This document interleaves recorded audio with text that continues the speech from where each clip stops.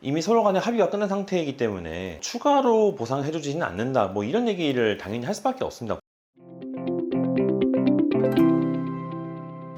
보험금 청구 기술 보청기 구독자 여러분 반갑습니다. 오늘 이 시간에는 합의할 때는 몰랐던 후유증이 나타났을 때 그 대처 방법에 대해서 알아보도록 하겠습니다. 교통사고가 발생했으면 치료가 끝나고 나서 합의를 진행하겠죠. 근데 보통 상황에서는 합의를 할 때 충분한 치료를 거치고 이제 내 몸을 확인한 다음에 합의를 진행하는데, 합의를 빨리 진행하는 경우가 있어요. 내 몸이 뭐 크게 다치지 않은 것 같아서 서둘러서 합의를 하거나, 혹은 내가 돈이 급하게 필요해서 어쩔 수 없이 합의를 하거나, 그런 경우들이 있습니다. 근데 그런 경우의 문제는 뭐냐면, 합의하고 나서 그때는 몰랐던 교통사고의 후유증이 발생하는 경우가 있다는 겁니다. 그럼 이런 경우는 내가 굉장히 억울할만 하죠. 그럼 어떻게 대처를 해야 될까? 오늘의 주제입니다. 그 답은 후발손해인데요. 정의를 보시면 처음 합의할 당시에는 예상할 수 없었던 추가 손해입니다. 합의할 때 몰랐던 거기 때문에 추가로 손해를 청구하겠죠. 그래서 그 요건을 살펴보시면은, 첫 번째, 손해 범위를 정확하게 확인하기 어려운 상황에서 합의한 경우.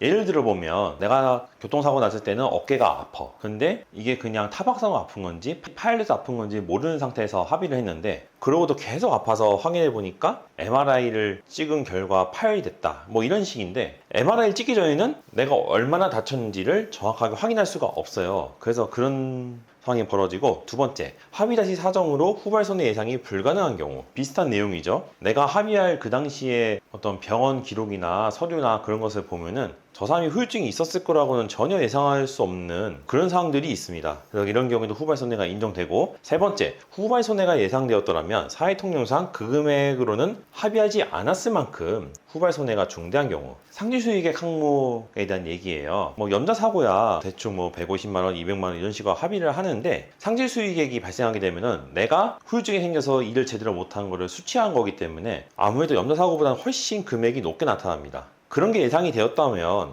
사회통념상 내가 그 금액 가지고는 절대 합의하지 않았을 거라는 거죠. 그래서 문구가 이렇게 되어 있습니다. 그러면 그 후발 손해를 청구하고자 할 때 내가 뭘 주의해야 되냐? 매우 중요하죠. 이미 합의한 항목에 대해서는 후발 손해 추가 청구가 불가능하다 입니다. 교통사고 합의금을 결정하는 요인이 7가지가 있어요. 위자료, 휴업손해, 상지수익액, 직불치료비, 기타 손해배상금, 간병비, 향후치료추정비, 이렇게 나옵니다. 근데 그 항목들에 대해서 이미 합의를 했다면 추가 청구가 불가능하거든요. 그럼 그걸 내가 어떻게 할 수 있냐? 처음 합의할 때 합의서 작성하시죠. 그래서 이거를 보험사 직원한테 달라고 해가지고 받아와서 내가 어느 항목에 대해서 합의했는지를 확인하셔야 됩니다. 합의서에 그 항목이 적혀 있어요. 그래서 상시 수익액이 적혀 있지 않다면 내가 후유장애가 발생했을 때 그 항목에 대해서는 추가로 청구할 수가 있다라는 의미입니다. 그래서 그 예시를 보시면요, 염전줄 알고 빠르게 합의했는데 어깨는 계속 아파요. 근데 시간이 지나도 낫지 않는다. 그러면은 MRI를 찍어봤더니 회전계 파열이 확인됐다. 이렇게 되면은 상지수익액 항목에서 계산이 가능합니다. 비슷한 예인데, 염전줄 알고 서둘러 합의했는데 교통사고 나고 나서 다리가 계속 저려서 MRI 찍어봤더니 디스크가 확인이 됐다. 그러면 추가만 탈출증으로 인한 상지수익액 항목 계산이 가능합니다. 이거 이외에도 교통사고 나고 나서 뭐 내가 괜찮은 줄 알고 대충 합의했는데 사고 10일 지나고 나서 갑자기 돌아가신다든가, 혹은 뇌출혈이 발생한다든가, 혹은 사고 당시에 달팽이관이 파열이 됐는데 그걸 몰랐다가 내가 균형 감각을 잃어. 갑자기 휘청거리고 소리가 잘 안 들려. 그래서 이비인후과 갔더니 교통사고로 파열됐습니다, 망가졌습니다 가 확인된 경우, 그런 경우는 되게 많아요. 근데 이 두 개를 제가 띄워놓은 이유는 문의가 이 두 개가 제일 많이 와서 그렇습니다. 반면에 불가능한 경우를 보죠. 크게 다쳤을 경우는 후유증이 남으니까 맥브라이드 장애 평가를 받아봐요. 그래서 장애 기간을 3년으로 해서 합의했다고 가정하면 3년이 지나도 후유증이 완화되지 않거나 심해질 때,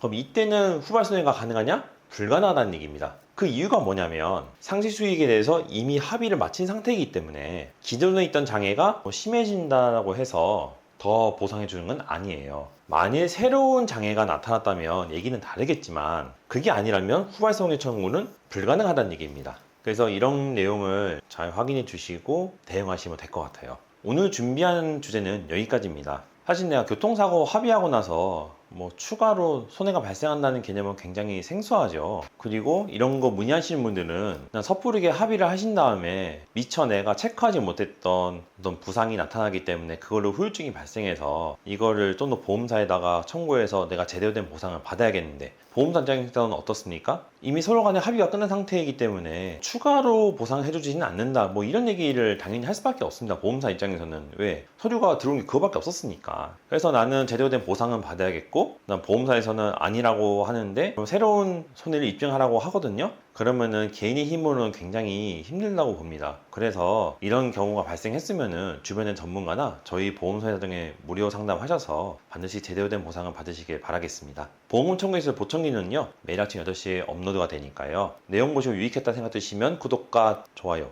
부탁드립니다. 다음번에는 좀 더 유익한 보험 이야기로 여러분을 찾아뵙겠습니다. 구독자 여러분, 감사합니다.